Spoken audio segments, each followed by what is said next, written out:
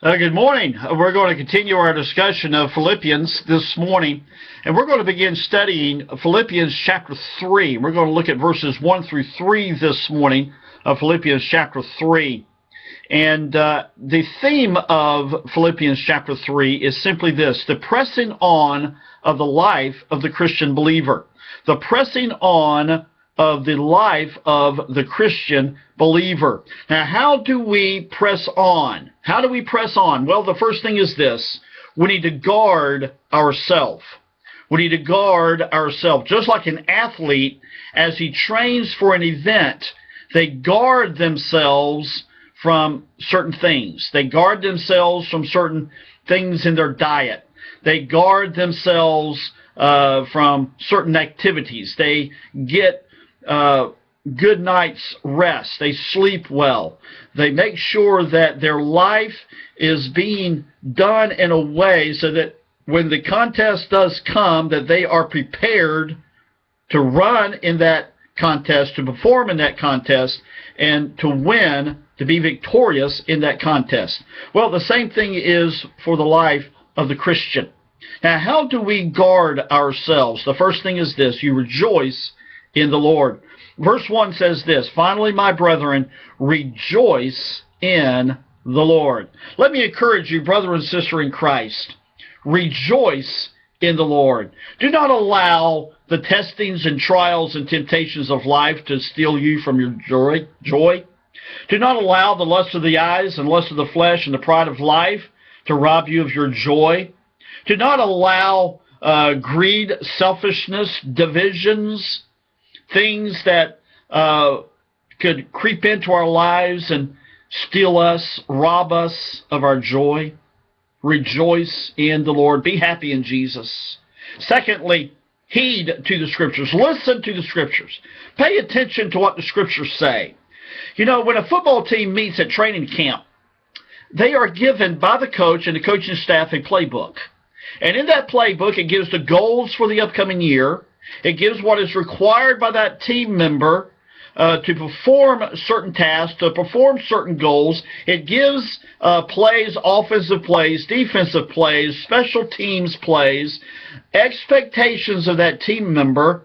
And as that player abides by the playbook, abides by the rules and regulations that coach sets forth, his chances of winning are increased.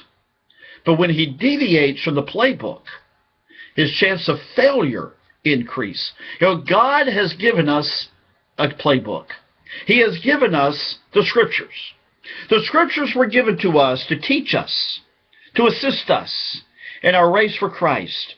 So as the believer reads and heeds to the Scriptures, we will be successful. But as we fail to read and heed to the Scriptures, we will fail. Number 3, we need to guard ourselves by watching out for false teachers. The Apostle Paul calls them dogs. Why does he call them a dog? Because in verses 2 he says, beware, watch out for those dogs, those people who do evil, those mutilators who say you must be circumcised to be saved, from the New Living Translation. See, they are scavengers.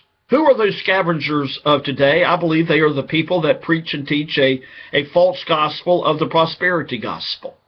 We have the Kenny Copelands of the world. We have the Joel Osteens. We have the Benny Hinns. We have the Joyce Meyers, the Paula Whites of the world, that of the prosperity gospel, that are scavengers. Secondly, we need to beware of false teachers who are evil workers, because they oppose the things of Christ, and they oppose the salvation through the gift of God.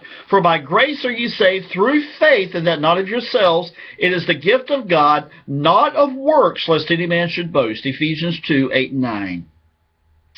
And next, we need to beware of false teachers who are of the concision of saying that you have to do things in your flesh for salvation. See, a believer has no confidence in the flesh. And we see, and the Apostle Paul made that evident in Romans chapter 7. So 3 applications as we're done this morning. Number 1, rejoice in the Lord. A true believer will rejoice in the Lord. Now, that does not mean that we will not go through struggles in this life. It does not mean that we will not have misfortune.